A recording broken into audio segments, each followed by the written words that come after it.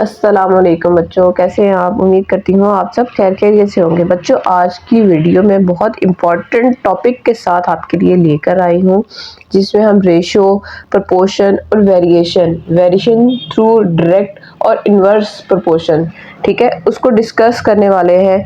बहुत ही important topics हैं, इनके मुतालिक क्वेश्चन अक्सर पेपर में आ जाता होता है, तो इस वीडियो को आपने स्किप नहीं करना, मुकम्मल देखना है। इसमें मैं आपको इसके तमाम कॉन्सेप्ट्स क्लियर करूंगी, शॉर्ट ट्रिक्स भी बताऊंगी और डिफरेंट मेथड के ज़रिए सॉल्व कैसे करते हैं वो भी बताऊंगी।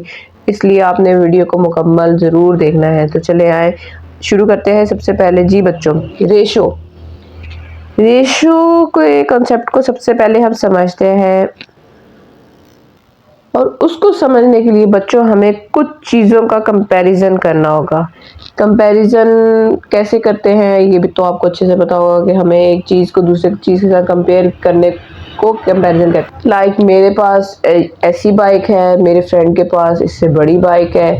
आप कह लें कि मेरे पास इतने पैसे हैं और दूसरे के पास इतने पैसे हैं, ठीक है, किसी भी चीज़ के कंपैरिजन को। अब मैं ले लेती हूँ फॉर एग्जांपल कंपैरिजन करने के लिए, देखें ये बुक ले लेती हूँ फॉर एग्जांपल।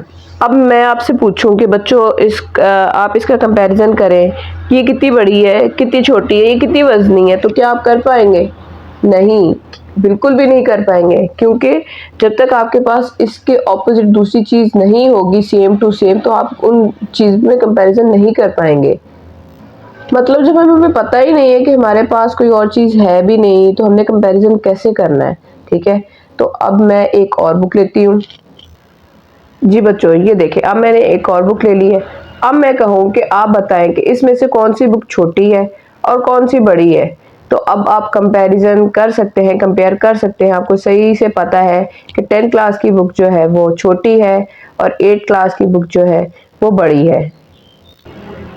तो जी बच्चों, इससे आप क्या समझे? इससे आप ये समझे कि कंपैरिजन करने के लिए हमारे पास दो या दो से ज़्यादा चीज़ों का होना ज़रूरी है, ठीक है। हमेशा याद रखिएगा, कंपैरिजन दो या दो से ज़्यादा चीज़ों में होता है, ठीक है। एक चीज़ का कभी भी हम कंपैरिजन नहीं कर सकते, वो कितनी बड़ी है, कितनी छोटी है, कितनी भारी है। हमेशा हमें एक से ज़्यादा चीज़ की ज़रूरत होती है।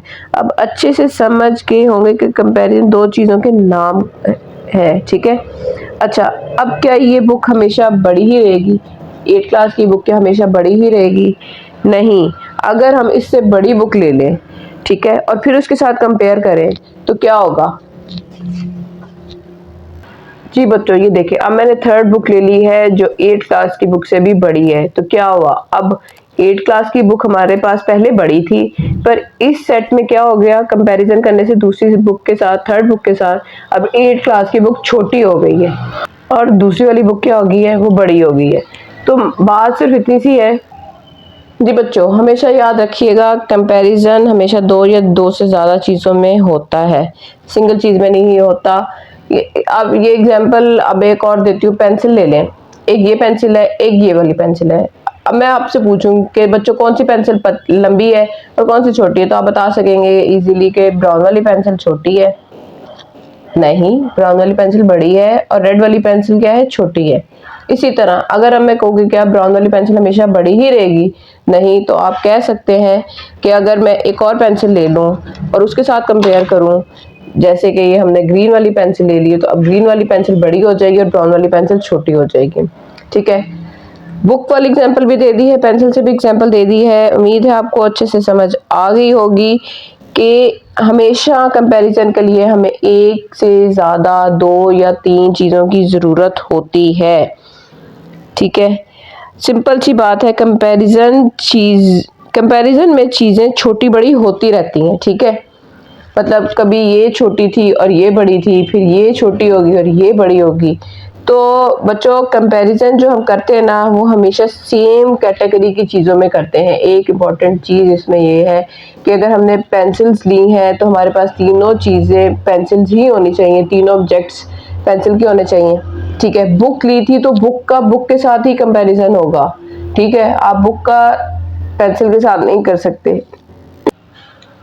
मतलब कंपैरिजन जो है वो आप सेम यूनिट लेंगे, ठीक है, सेम यूनिट होना चाहिए, सेम टू सेम चीज़ें होनी चाहिए आपके पास, तभी हम उसकी ऊंचाई का, वजन का, लंबाई का वो कंपैरिजन कर सकते हैं।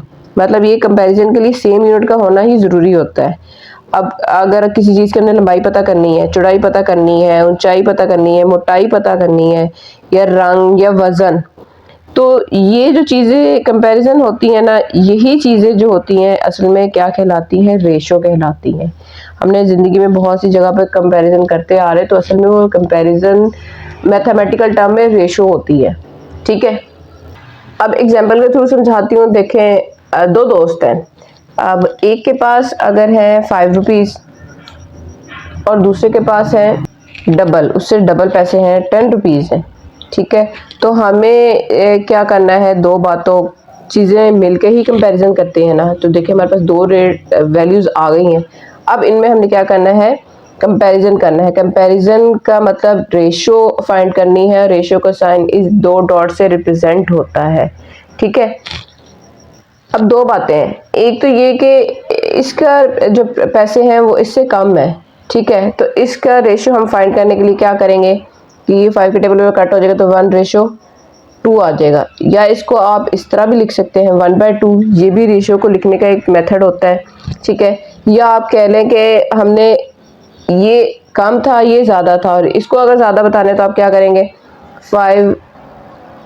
10/5 इज इक्वल टू 2।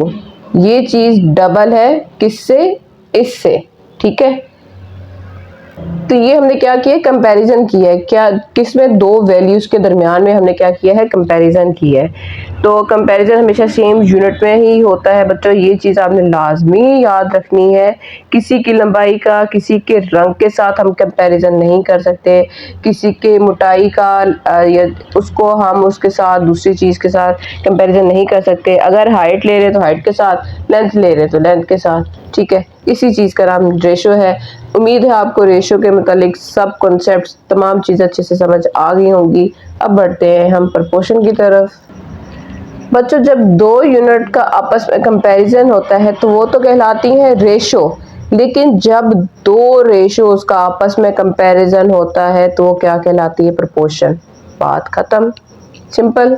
नहीं जी, मैं आपको एक्सप्लेन करती हूँ ज़रा डिटेल के साथ कि अगर हमारे पास दो रेशोज हैं, मतलब एक के पास थे 5 रुपये और दूसरे के पास से 10 रुपये, ये इनके दरमियान में था रेशो, इनका कंपैरिजन, ये एक रेशो का कंपैरिजन।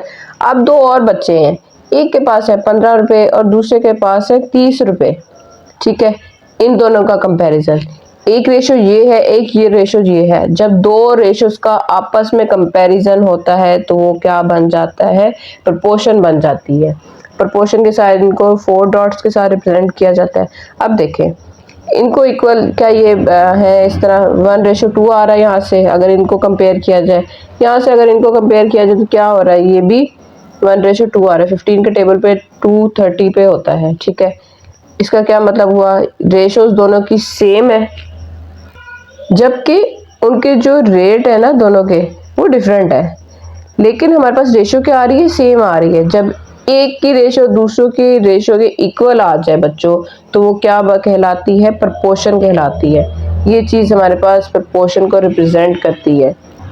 जी बच्चों, वेरिएशन, वेरिएशन भी असल में प्रपोर्शन का ही दूसरा नाम है।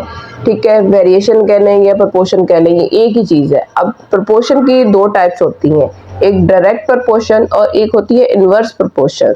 ठीक है, direct variation, inverse variation same ही है चीज़। ठीक है, अगर क्वेश्चन में कभी पूछ लिया जाए कि डायरेक्ट वेरिएशन क्या होती है तो आपने घबराना नहीं है, उसका मतलब डायरेक्ट प्रपोर्शन ही है। अब डायरेक्ट प्रपोर्शन क्या होती है, फॉर एग्जाम्पल हम कोई सी भी दो चीज़ें ले लेते हैं, कोई सी भी दो चीज़ें ले ली, जैसे कि कुछ भी ले लिया। ठीक है, एक की वैल्यू अगर इंक्रीज हो रही है ना, तो डायरेक्ट प्रपोर्शन में क्या होता है कि दूसरी की वैल्यू भी इंक्रीज ही होगी।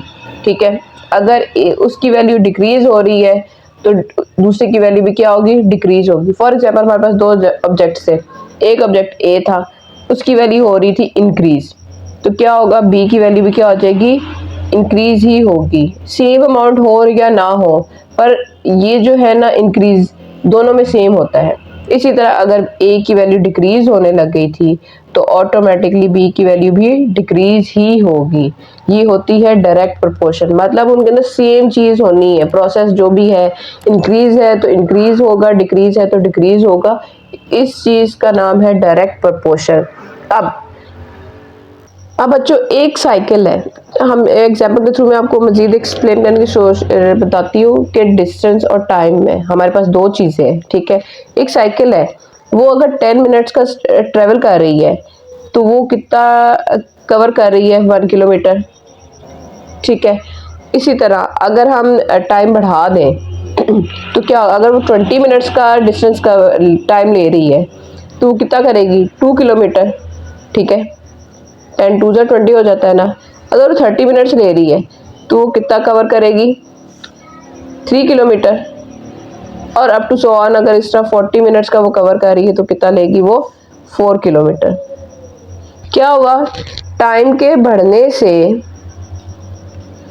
क्या हुआ, हमारे पास डिस्टेंस भी ज़्यादा हो रहा है, ज़्यादा कवर हो रहा है, ठीक है। दोनों चीज़ें क्या हो रही है, हमारे पास इंक्रीज हो रही है। यहाँ अब हम देखेंगे कि सेम चीज़ क्या आ रही है। तो देखें बच्चों, अगर 10 को मैं 1 के साथ डिवाइड करूँ तो मेरे पास आंसर क्या आता है, 10 ही आता है।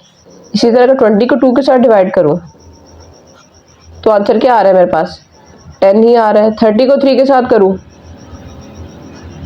तो आंसर क्या आ रहा है, 10 ही आ रहा है। सेम 40 को 4 के साथ किया तो आंसर क्या है हमारे पास, 10 ही आया। ये 10 10 10 सब में सेम आ रहा है, इसका मतलब क्या हुआ कि सबकी रेशो सेम आ रही है, ठीक है। ये हमने रेशो निकाली है।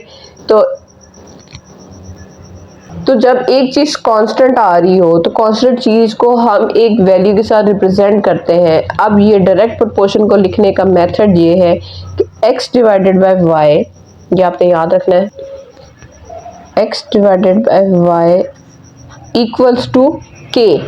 k stands for constant. Simple सी चीज़ है बच्चों। क्या चीज़ है डायरेक्ट प्रोपोर्शन में कि अगर एक चीज़ बढ़ रही है तो दूसरी भी बढ़ रही है, अगर एक चीज़ कम हो रही है तो दूसरी ने भी क्या हो जाना है, कम हो जाना है। अगर आप इसको बैकवर्ड ले जाए तो क्या होगा, 40 से 30, 30 से 20 और 10। इसी तरह ये 4 पे था, फिर 3 कम करेगा, फिर उससे कम करेगा और उससे कम करेगा, ठीक है। बढ़ने से बढ़ेगा, कम होने से कम हो जाएगा। तो ये किस चीज़ में आता है, डायरेक्ट प्रोपोर्शन में आता है। अब हम चलते हैं इनवर्स प्रोपोर्शन की तरफ। जी बच्चों, इनवर्स प्रोपोर्शन क्या होती है बच्चों, इनवर्स प्रोपोर्शन को समझने के लिए एग्जांपल ले लेते हैं। अब 20 स्टूडेंट्स हैं, ठीक है, और उनके पास 20 ही कैंडीज हैं। तो अब उन्होंने आपस में डिस्ट्रीब्यूट करनी है। तो क्या होगा कि एक चीज़ मैं मिस कर गई। देखिए इनवर्स प्रोपोर्शन में ये होता है कि हमारे पास अगर एक वैल्यू बढ़ रही है तो दूसरी वैल्यू कम हो जाएगी, ठीक है। और अगर एक कम हो रही है तो दूसरी वैल्यू बढ़ जाएगी। इनवर्स होता है, उलट होता है, ऑपोजिट होता है इसमें, ठीक है। डायरेक्ट में तो ये था ना कि दोनों अप है या दोनों डाउन है, पर इसमें क्या होता है, एक बढ़ेगी दूसरी कम होगी। अगर दूसरी कम हो रही तो पहली वाली जो दूसरी वाली वो बढ़ जाएगी, ठीक है। अब इसको एग्जाम्पल के थ्रू अब मैं एक्सप्लेन करती हूँ कि 20 बच्चे थे, स्टूडेंट्स हैं, और उनके पास 20 ही कैंडीज हैं और उन्होंने आपस में डिस्ट्रीब्यूट करनी है। तो वो आप कैसे करेंगे जी, 20 बच्चे हैं और 20 ही कैंडीज हैं, तो हर बच्चे के पास कितनी कैंडी आएगी बच्चों, अगर 20 बच्चे हैं तो हर बच्चे के पास कैंडीज एक ही आएगी, ठीक है। अगर हम कर लेते हैं, अब 10 स्टूडेंट्स हो गए, ठीक है, तो 10 स्टूडेंट्स के पास कितनी कैंडीज आएंगी, ऑब्वियसली 2 आ जाएंगी। इसी तरह अगर हम 5 कर लेते हैं, 5 स्टूडेंट्स के पास कितनी कैंडीज आएंगी, 5 4 24, ईच के पास 4 कैंडीज आएंगी, ठीक है। टेबल पढ़ के आप देख लें कि हर बच्चे के पास डिवाइड करके देख लें। अगर 2 बच्चे ले लेते हैं हम कि 2 बच्चे रह गए क्लास में, तो हर बच्चे के पास अब कितनी कैंडीज आएंगी, 10 कैंडीज आएंगी। और अगर एक बच्चा है उसके पास ऑब्वियसली 20 की 20 कैंडीज आएंगी। देखें वैल्यू के कम होने से यहाँ पे क्या हो रहा है, इजाफा हो रहा है, इंक्रीज हो रहा है। यहाँ पे क्या हो रहा था, डिक्रीज हो रहा था, ठीक है। तो यहाँ पे क्या होने लग गया, इंक्रीज होने लग गई है वैल्यू। सिंपल ऑपोजिट हो गया इसमें। तो इस प्रोसेस को, एक के कम होने से दूसरे के बढ़ने को हम क्या कहते हैं, इनवर्स प्रोपोर्शन कहते हैं। और इसको लिखने का मेथड बच्चों ये होता है कि y is proportional to 1/x, ठीक है, कि अगर एक बढ़ रहा है तो दूसरा कम हो रहा है, ठीक है, या एक कम हो रहा है तो दूसरा बढ़ रहा है। या इसको इस तरह लिख सकते हैं y is equal to k/x, k हमारे पास कांस्टेंट टर्म थी, ठीक है। और इसको मजीद हम कैसे लिख सकते हैं कि ये देखिए इन दोनों को मल्टीप्लाई कर दे तो इक्वल टू x k आ जाता है। k कांस्टेंट है, जबकि कांस्टेंट की टर्म हमारे पास कभी भी जीरो नहीं होती, कोई नंबर ही होता है। तो उम्मीद करती हूँ बच्चों आपको ratio, proportion, direct proportion, inverse proportion के तमाम कॉन्सेप्ट्स बहुत अच्छे से क्लियर हो गए होंगे। फिर भी अगर मेरी वीडियो का कुछ पार्ट आपको मिस लग रहा है, समझ नहीं आ रही, तो आप उसको दोबारा से देखिए, आपके कॉन्सेप्ट क्लियर हो जाएंगे। मोस्ट इम्पॉर्टेंट क्वेश्चन हैं एग्जाम के लिहाज से। अब तक ख्याल रखें, खूब मेहनत करें, दुआ में याद रखें। मिलते हैं वीडियो में, तब तक के लिए अल्लाह हाफिज़।